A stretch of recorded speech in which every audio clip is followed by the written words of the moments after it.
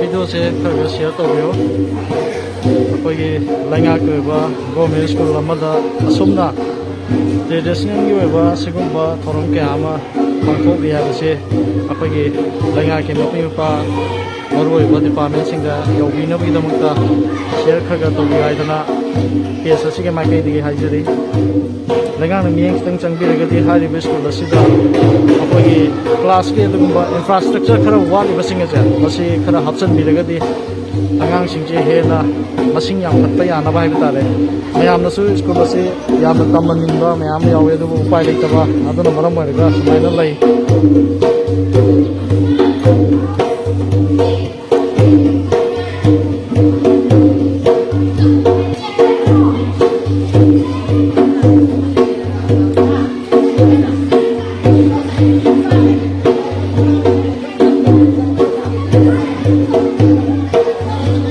Is the upper like one primary school. The second under the guy the label.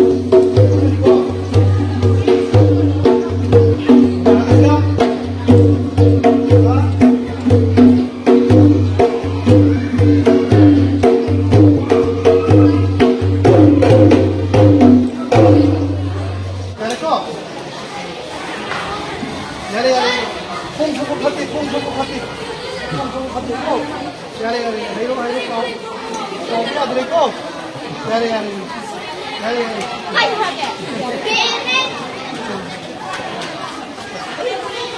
yunda khaga hono ko yunda hono ko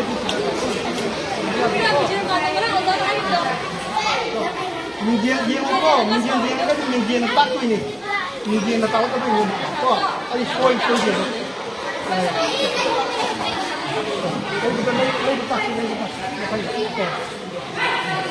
Oza, kalau untuk semua hendak gitu.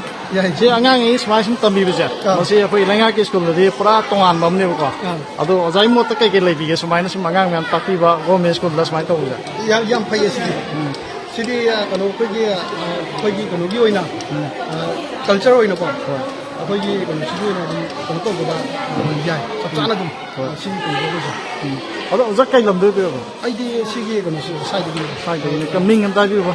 Surjit Kumar. Ado yang nunggu aja Oza.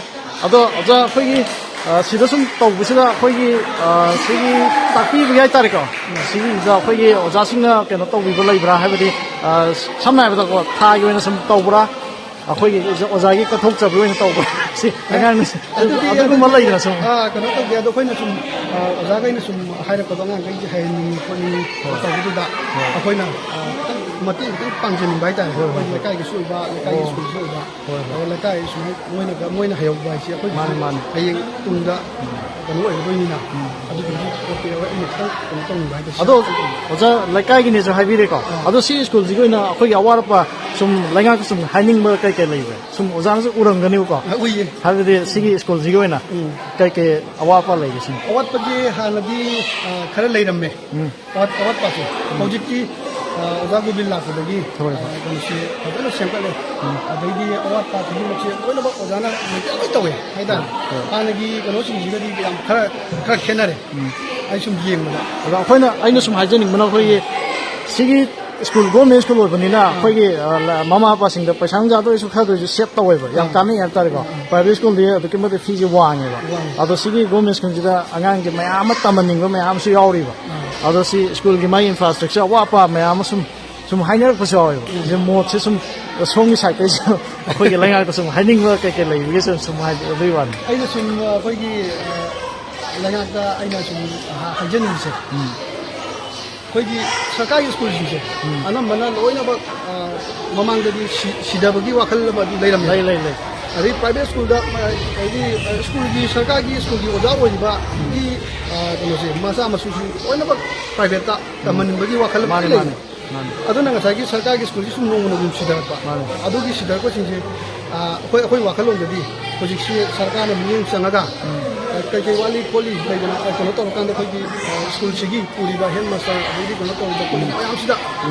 Kemai tahu di poli, ada yang awat pakai kali lagi poli, ada sih, baru macam sih. Hindi naga, ada tanah kan, dah mai awat pasal develop tahu kan, sekarang school dia kamu ini, ada kan lagi, energi apa ni, fee hunba ni matang tu sih, apa ni sekarang school lagi, kalau tahu deh, fee berapa deh? Mana. Ada jadi pergi kayak itu lagi kelai raba, nak pikir mana ni nak Manipuri sih. Kalau tahu je private school tambah sih, dia amna wana dia. Wane. Ada jadi pergi kalau sudah sekolah school sih, karena aku nak sekolah school tambah kan, kalau tahu dunia dah, aku kan dia, kan apa yang jauh ni. Yo. Aduh pos ya, soal sungai leher ni dah baik tak. Mana. Aduh pos, sekolah school sih kamai tu fancy dia habis ya. Sikit pos ya ni, kalau tahu ni. Yang nunggu aja Oza. Oza nusu semuanya angan kabir ga, semuanya macam yang amat tahu biasa. Masih mayam nusu tu ubirang ni itu kan. Thagat cari hai tarik so.